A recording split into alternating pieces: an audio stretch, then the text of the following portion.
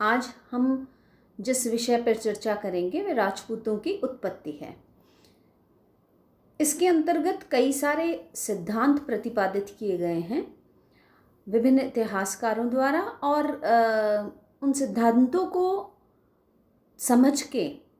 हम ये जानने की कोशिश करेंगे कि राजपूत शब्द की उत्पत्ति कहाँ से हुई है। हम राजपूत शब्द के अभिप्राय के बारे में बात करें तो यह शब्द संस्कृत के शब्द राजपुत्र का अपभ्रंश मालूम होता है। इसका सर्वप्रथम प्रयोग 7वीं शताब्दी में किया गया और डॉक्टर गौरीशंकर ओझा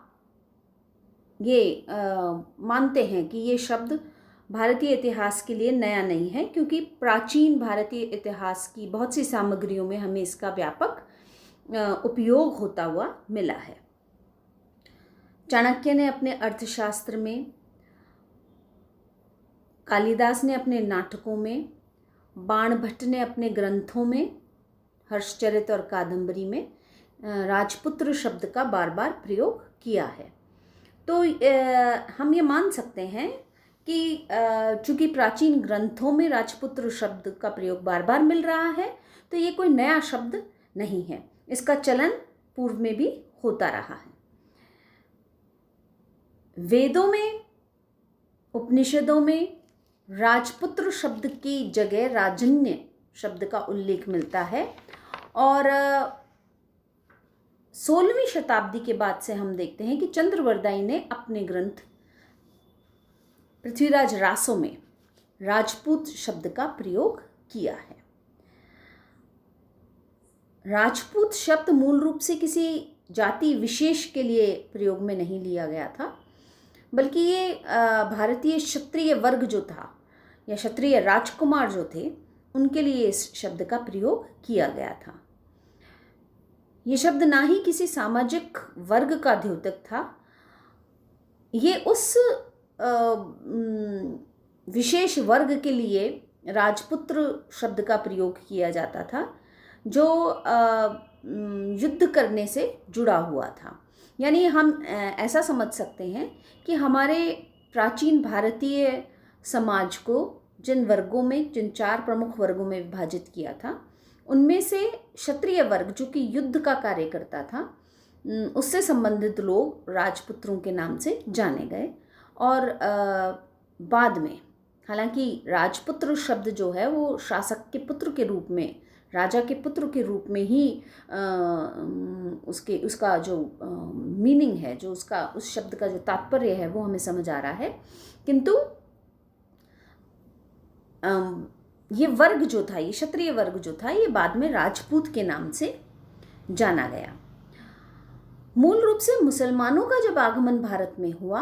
तो उनके लिए कुछ शब्दों का उच्चारण कठिन था, क्योंकि मुसलमान जब भारत में आए तो ये एक नई सभ्यता और संस्कृति को लेकर आए थे। भारतीय भाषा से इनकी भाषा पूर्ण रूप से भिन्न थी, और भारतीय भाषा के कुछ शब्द इनसे स्पष्ट रूप से उच्चारित नहीं किए जाते थे, जिनमें त्र एक ऐसा शब्द था, यानी राजपुत्र एक ऐसा शब्द था जो ये बहुत स्पष्ट रूप से नहीं बोल पा रहे थे। तो इन्होंने, हम ऐसा मानते हैं, इतिहासकारों ने ऐसा माना कि उन्होंने त्र को त कर दिया और राजपुत्र से जो शब्द था वो राजपूत हो गया। मुसलमानों ने क्षत्रिय समुदाय के लिए इन शब्दों का प्रयोग किया, और ये राजपूत शब्द जो था वो कालांतर में धीरे धीरे समय के साथ जातिगत समुदाय के रूप में अपने आप को उसने स्थापित किया। तो हम ऐसा समझ सकते हैं कि मुसलमानों के आगमन के बाद से राजपुत्र शब्द या भारतीय क्षत्रिय या वो वर्ग जो कि युद्ध करता था वो राजपुत्र के नाम से जाने लगा। ये वास्तव में युद्धप्रिय जाति थी जो पहले क्षत्रियों के नाम से जानी जाती थी, कालांतर में वो राजपूत कहलाई जाने लगी। राजपूतों की उत्पत्ति से संबंधित बहुत से सिद्धांत प्रतिपादित किए गए हैं। चूँकि राजपूत शब्द हमें प्राचीन ग्रंथों में नहीं मिल रहा है, अतः ये वर्ग जो उत्पन्न हुआ उसको लेकर बहुत से मतांतर रहे। हम इसके विभिन्न सिद्धांतों की बात करें तो इतिहासकारों में इस विषय पर पर्याप्त मतभेद है और वे अपने अपने सिद्धांत अपने अपने सिद्धांतों के माध्यम से ये स्पष्ट कर रहे हैं या कोशिश कर रहे हैं बताने की कि राजपूत शब्द या राजपूत वर्ग जो था वो कहाँ से उत्पन्न हुआ।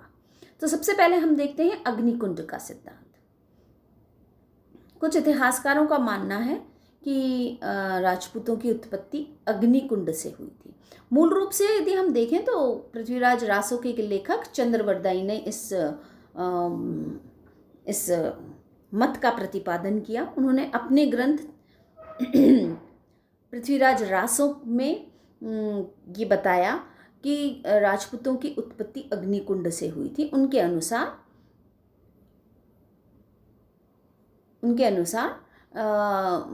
भारत में जब राक्षस यानी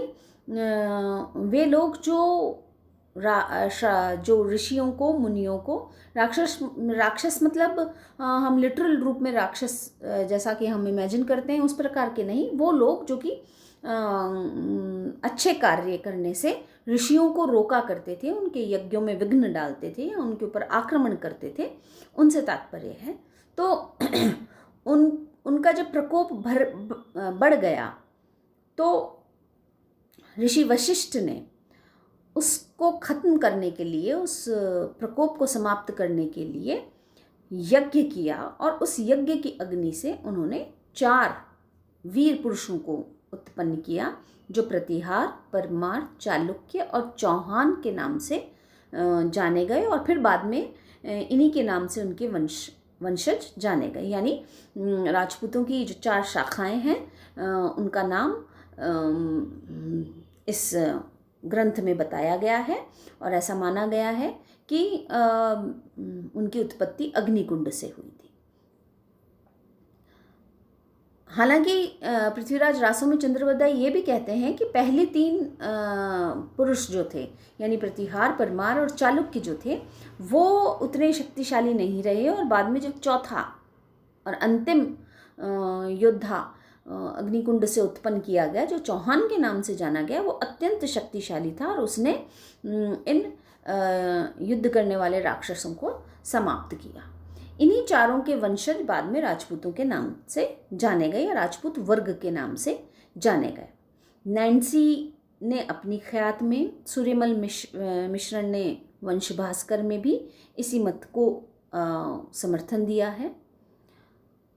किंतु हम यदि इस मत का विश्लेषण करें तो हमें लगता है कि ये एक केवल कवियों की कल्पना मात्र का फल है, क्योंकि पृथ्वीराज रासो के लेखक चंद्रवरदायी पृथ्वीराज चौहान के बहुत ही निकटतम मित्र थे, तो वो अपने मित्र की यशोगाथा, वीर गाथा को दिखाने के लिए या लोगों में इसको स्थापित करने के लिए इस मत का उन्होंने प्रतिपादन किया, जो स्पष्ट रूप से कहना चाह रहे हैं अपने इस मत के माध्यम से कि चौहान सबसे ज़्यादा शक्तिशाली वर्ग है। यानी चौहान जिस वंश से पृथ्वीराज चौहान संबंध रख रहे थे वो परमार, प्रतिहार, चालुक्य जो कि अन्य वर्ग हैं, क्षत्रिय वर्ग हैं, उनसे भी ज़्यादा शक्तिशाली है। दूसरी बात यह है कि हम पृथ्वीराज रासो की प्रामाणिकता के ऊपर भी संदिग्ध, एक प्रकार से उसकी प्रामाणिकता जो है उसके ऊपर भी प्रश्न चिन्ह लगा हुआ है, क्योंकि पृथ्वीराज रासो के अंदर जो कुछ बातें कही गई हैं चंद्रवरदायी द्वारा वो एक दूसरे को कॉन्ट्रडिक्ट करती हैं। उसे हम डिटेल में अभी नहीं लेंगे। जब हम पृथ्वीराज चौहान की बात करते हैं तब हम पृथ्वीराज रासो का विश्लेषण पूरी तरह से करते हैं। यहाँ हमें केवल ये समझने की आवश्यकता है कि ये जो ग्रंथ है चंद्रवरदायी द्वारा लिखित, ये ग्रंथ मूल रूप से पृथ्वीराज चौहान को समर्पित है और पृथ्वीराज चौहान की यशोगाथा को इसमें एक तरीके से उसको केंद्रित कर ही ये लिखा गया है। इस ग्रंथ का जब विश्लेषण ऐतिहासिक दृष्टि से किया जाता है तो उस पर ये खरा नहीं उतरता है, क्योंकि पूर्व में हम ये देख चुके हैं, जब हमने सोर्सेस किए थे तो इतिहास उस समय हमने ये देखा था कि इतिहास में किसी भी घटना को दर्ज करने के लिए हमें एक से ज़्यादा साक्ष्यों की आवश्यकता होती है। तो ये जो सिद्धांत है अग्निकुंड का सिद्धांत, ये हमें इस ग्रंथ में मिला है और इसके अलावा अन्य किसी ग्रंथ में इस सिद्धांत को स्वीकार नहीं किया गया। ये तो हम अगर इसको ऐतिहासिक दृष्टि की बात करें, प्रैक्टिकली भी यदि हम इस ग्रंथ के बारे में, इस सिद्धांत के बारे में बात करें तो ये स्पष्ट होता है कि किसी भी व्यक्ति को अग्निकुंड से उत्पन्न नहीं किया जा सकता। अगर हम वैज्ञानिक दृष्टि से इसकी बात करें तो ऑटोमेटिकली ये जो सिद्धांत है ये अस्वीकृत हो जाता है। इतिहासकार मानते हैं कि चंद्रवरदाई ने अपने मस्तिष्क में इसको एक प्रकार से बुना और इसको प्रस्तुत करने की कोशिश करी। दूसरा मत जो है वो सूर्यवंश एवं चंद्रवंश का सिद्धांत है और इसका प्रतिपादन डॉक्टर ओझा ने किया है। उन्होंने इसे प्रमुखतः अग्नि पुराण और कुछ अभिलेखों के आधार पर अपनी बात सिद्ध करने की कोशिश करी है। उनके अनुसार राजपूत कृष्ण और अर्जुन, जो कि चंद्रवंश से संबंधित थे, और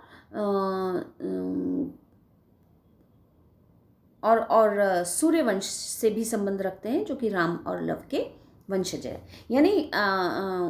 डॉक्टर ओझा ये कह रहे हैं कि कुछ राजपूत चंद्रवंश के थे जो कि कृष्ण के वंशज माने जा सकते हैं, और कुछ राजपूत सूर्य वंशी थे जो कि राम के वंशज माने जा सकते हैं। अपने मत को स्पष्ट करने के लिए उन्होंने अनेक अभिलेखों का और कुछ रचनाओं का सहारा लिया है। ये जो अभिलेख जिनके आधार पर वो इस प्रकार की बात कह रहे हैं, उनमें राजपूतों द्वारा लिखवाए गए अभिलेख हैं जहाँ पे वो अपने आप को राम के वंशज के रूप में देख रहे हैं या कृष्ण के वंशज के रूप में देख रहे हैं। किंतु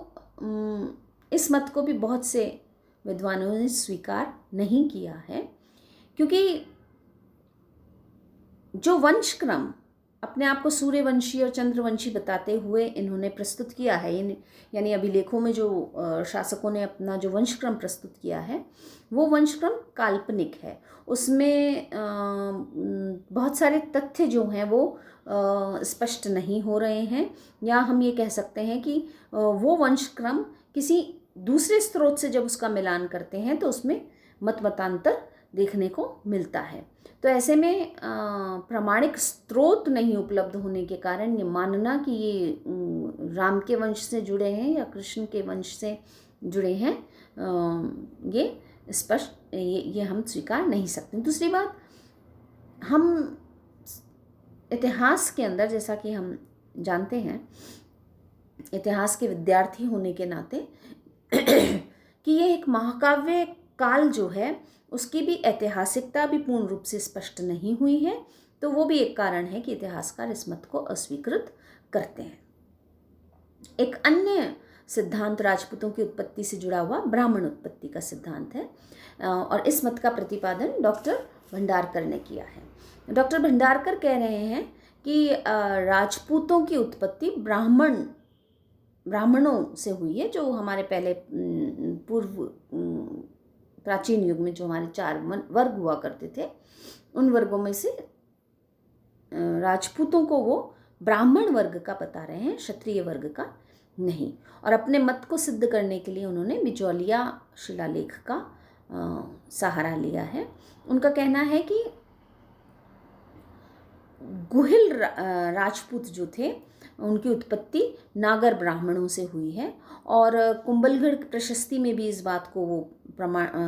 में भी ये कहा गया है, जिसको वो अपना प्रमाण मानते हैं कि बापा रावल, जो कि गुहिल वंश के एक प्रकार से संस्थापक माने गए हैं, उनका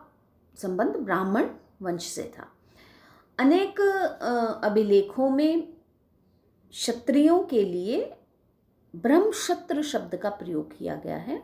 और डॉक्टर भंडारकर इस शब्द को का अर्थ जब उसको जब वो एक्सप्लेन करते हैं तो वो ये कहते हैं कि ब्रह्मक्षत्र यानी क्षत्रियों की का सा व्यवहार करने वाले ब्राह्मण। उनके अनुसार राजपूतों की उत्पत्ति ब्राह्मणों से हुई है। किंतु डॉक्टर ओझा, डॉक्टर वैद्य, डॉक्टर दशरथ शर्मा इस मत को अस्वीकार करते हैं और उन्होंने कहा, इन तीनों इतिहासकार ही मानते हैं कि डॉक्टर भंडारकर जिस ब्रह्मक्षत्र शब्द की बात कर रहे हैं वो ब्रह्मक्षत्र शब्द ब्राह्मण जैसे क्षत्रियों के लिए नहीं बल्कि क्षत्रिय जो कि ब्राह्मणों का सा व्यवहार करते हैं के लिए प्रयोग में लाया गया है। तो इसलिए वो ब्राह्मण उत्पत्ति के सिद्धांत को इतिहासकार अस्वीकृत करते हैं, यानी उसके जो प्रमाण हैं वो पूरी तरीके से स्पष्ट नहीं होने की वजह से इस सिद्धांत को अस्वीकृत किया जा रहा है। एक अन्य सिद्धांत जो है वो वैदिक क्षत्रियों से उत्पत्ति का सिद्धांत है।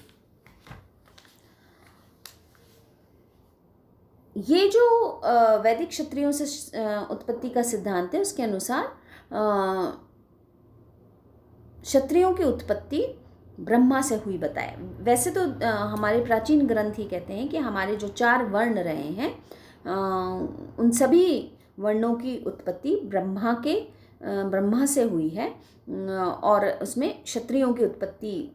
चूँकि ये ब्रह्मा की भुजाओं से उत्पन्न हुए माने गए हैं और इनका कार्य जो था वो अन्य 3 वर्गों की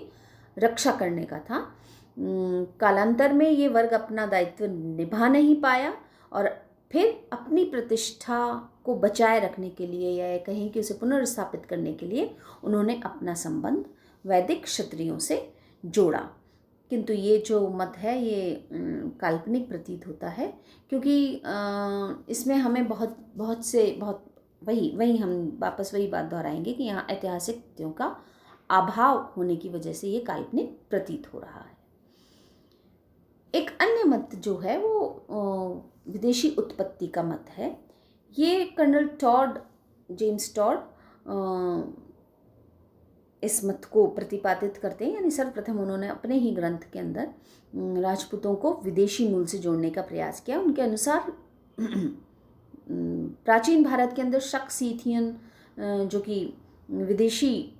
शक्तियाँ थी जो मध्य एशिया से भारत में आई थी, उनके द्वारा जो रीति रिवाज अपनाए गए थे वैसे ही राजपूतों द्वारा रीति रिवाज अपनाए जाते हैं, जैसे सूर्य की पूजा करना, सती प्रथा, अश्वमेघ यज्ञ करवाना या मदिरा पान करना, घोड़ों का पूजन इत्यादि। ये सभी उन विदेशी जातियों के रीति रिवाज थे और इन विदेशी जातियों ने अपने आप को अग्निकुल के सिद्धांत, या हम ऐसे कह सकते हैं कि ये रीति रिवाज उनके द्वारा अपनाए गए थे और फिर कर्नल टॉड ऐसा मान रहे हैं कि राजपूतों ने वो रीति रिवाज, क्योंकि राजपूतों के भी हैं तो ये उनके ही वंशज माने जा सकते हैं। कर्नल टॉड अग्निकुल के सिद्धांत को भी स्वीकारते हैं और वो ये कहते हैं कि राजपूतों को फिर यज्ञ के अग्नि यानी यज्ञ के माध्यम से वापस से क्षत्रिय वर्ग में जब जोड़ा गया तो अग्निकुल के सिद्धांत का वो कि अग्नि के माध्यम से जोड़ा गया, इसलिए उन्होंने अग्निकुल के सिद्धांत को स्वीकारा है। कर्नल टॉड की तरह डॉक्टर स्मिथ और डॉक्टर क्रुक भी राजपूतों की विदेशी उत्पत्ति के सिद्धांत को स्वीकारते हैं। यहाँ बहुत से इतिहासकार, भारतीय इतिहासकार मूल रूप से इसका विरोध करते हैं। उनके अनुसार जिन रीति रिवाज और रस्मों की बात कर रहे हैं कर्नल टॉड, वो राजपूतों ने विदेशियों से ग्रहण नहीं करी है, बल्कि ये तो राजपूतों के पास या भारतीयों के पास प्राचीनतम काल से वैदिक युग से चली आ रही है, क्योंकि उसकी जानकारी हमें हमारे प्राचीनतम ग्रंथों में, हमारे वेदों में मिल रही है। तो भारतीय इतिहासकार कह रहे हैं कि विदेशी उत्पत्ति के सिद्धांत को इसलिए स्वीकारा नहीं जा सकता कि यदि हम ये माने कि राजपूत विदेशियों की संतान है तो फिर भारतीय क्षत्रिय कहाँ चले गए, उनका वो कैसे लुप्त हो गए। तो इस तरीके से भारतीय इतिहासकार इस मत को अस्वीकृत करते हैं। एक अन्य मत जो कि मिश्रित उत्पत्ति के सिद्धांत का मत है, वो डेवलप हुआ और बहुत सारे इतिहासकारों ने इस मत का समर्थन भी किया। इस मत के अनुसार भारत में 2री शताब्दी ईसा पूर्व से लेकर 6ठी शताब्दी ईसा पूर्व तक बहुत सी विदेशी जातियां आई थी और ये विदेशी जातियां, इनमें से कुछ लोग स्थायी रूप से भारत में रहने लगे। धीरे धीरे ये भारतीय समाज का अभिन्न अंग बन गए और इनका भारतीयों के साथ एक तरीके से इस प्रकार से ये मिश्रित हो गए, इनका सम्मिश्रण हो गया कि फिर ये कालांतर में जान पाना मुश्किल हुआ कि कौन सी जातियां विदेशी थी और कौन सी भारतीय थी। क्योंकि ये बाहर से आए थे, आक्रामकों के रूप में आए थे, तो ये इनका सबसे ज़्यादा जो नज़दीकी जो थी वो क्षत्रिय वर्ग के साथ बढ़ी। युद्ध प्रिय होने की वजह से इन्होंने अपने जैसे ही युद्ध प्रिय लोगों के साथ ज़्यादा संपर्क स्थापित किया और इन्होंने भारतीय क्षत्रियों के साथ इनका समावेश हो गया। धीरे धीरे ये इस तरीके से एक दूसरे में घुल मिल गए कि बाद में जान पाना मुश्किल हुआ कि कौन विदेशी है और कौन भारतीय है, और इस तरीके से एक मिश्रित वर्ग उत्पन्न हुआ जो बाद में कालांतर में जाके राजपूतों के नाम से जाना गया। अपने इस मत की पुष्टि के लिए उन्होंने शक्ति कुमार आपुचकर अभिलेख का प्रमाण प्रस्तुत किया है, जिसमें गुहिल शासक अल्हट का विवाह हूण कन्या, यानी गुहिल शासक तो भारतीय शासक माना गया है, उसका विवाह हूण कन्या हरिया देवी के साथ संपन्न हुआ था। तो ये इस बात को स्वीकार रहे हैं कि ये मिश्रित जाति जो उत्पन्न हुई वो भारतीय वर्ग का, भारतीय क्षत्रिय वर्ग का विदेशी जो योद्धा वर्ग आया था उनके साथ वैवाहिक संबंध स्थापित हो जाना एक तरह से मिश्रित जाति को उत्पन्न करता है, और कालांतर में ये भारतीय क्षत्रियों के साथ इस तरीके से मिले कि फिर ये इनको एक दूसरे से अलग कर पाना संभव नहीं हुआ। तो ज़्यादातर इतिहासकार मिश्रित जाति के सिद्धांत को स्वीकृत करते हैं, क्योंकि ये एक प्रकार की ऐसी व्यवस्था नज़र आ रही है जिसमें हम समझ सकते हैं कि यहाँ भारतीय क्षत्रिय और विदेशी क्षत्रिय एक दूसरे के साथ मिश्रित हो गए, यानी मिल गए, और फिर एक नए वर्ग की उत्पत्ति हुई जो पहले राजपुत्र या भारतीय क्षत्रियों के नाम से जानी गई और मध्यकाल में धीरे धीरे वो राजपूत नाम से जानी गई। चूँकि इनकी संख्या मध्य युग में कम हो गई तो फिर इन्होंने अपने आप को एक जाति विशेष के रूप में स्थापित कर लिया। तो ये हमने आज देखे कुछ उत्पत्ति के सिद्धांत। इन उत्पत्ति के सिद्धांतों में यदि हमसे ये प्रश्न पूछा जाता है कि आप सबसे उचित किस सिद्धांत को मानते हैं, तो हम कह सकते हैं कि मिश्रित जाति उत्पत्ति का जो सिद्धांत है वो सबसे सही सिद्धांत प्रतीत हो रहा है, क्योंकि उसमें बहुत सारे हम